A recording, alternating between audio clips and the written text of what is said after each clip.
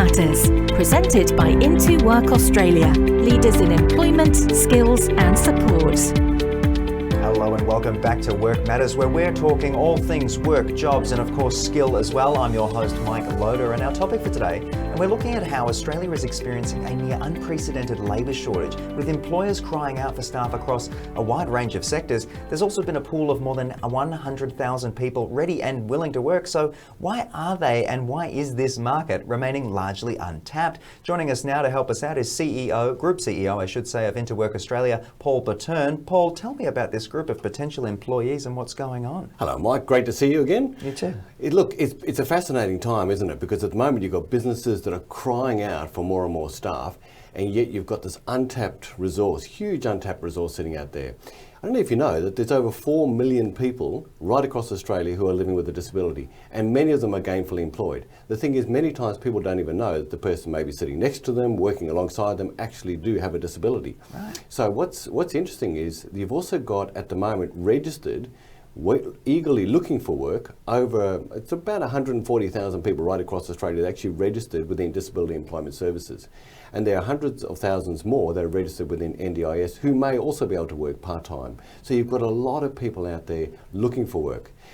The interesting thing is, if you look at the stats more recently, the number of people without a disability who've now gained employment in recent times has increased about 20-fold. So therefore we're all looking at these unemployment rates sitting at about 3.5%. But people living with a disability, their employment rates haven't really changed.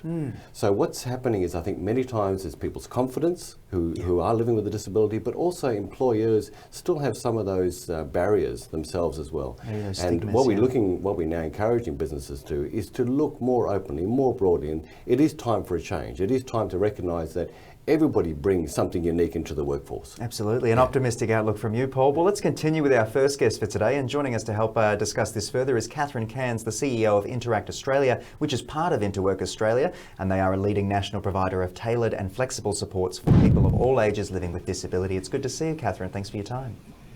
Thank you very much, Mike.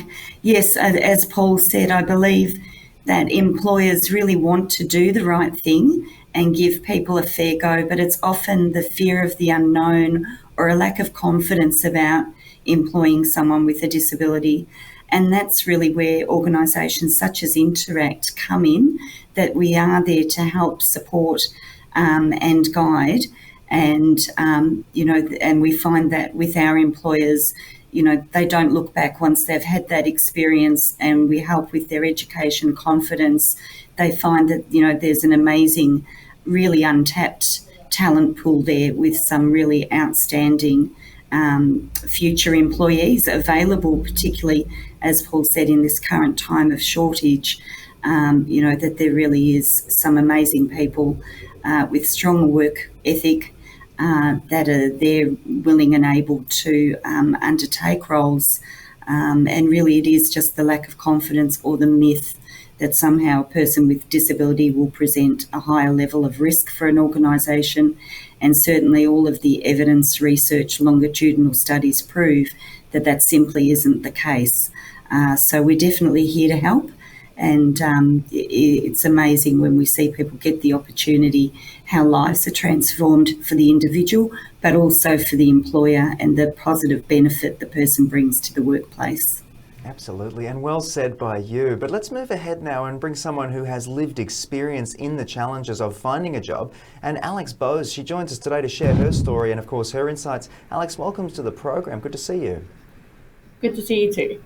So what has your experience been looking for work? Take us through a bit about what you've seen. It's been quite varied. Sometimes it's you don't hear back, very long pauses between things and whatnot. But it's very hard sometimes to understand why it's not working out. Correct, and that not knowing obviously presents a challenge in itself, but you're now in employment. Tell us a little bit about that.